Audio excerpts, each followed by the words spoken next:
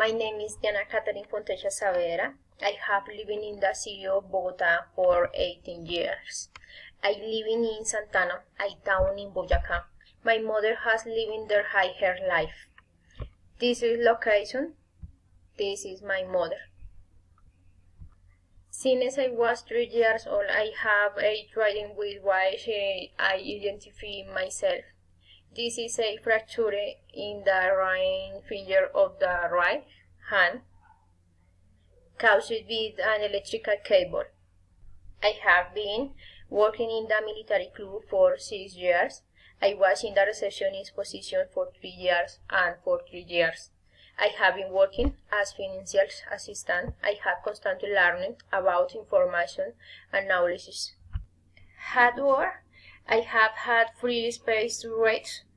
I have been studying business administration since 2020. I love my job and I want to keep improving. Thank you.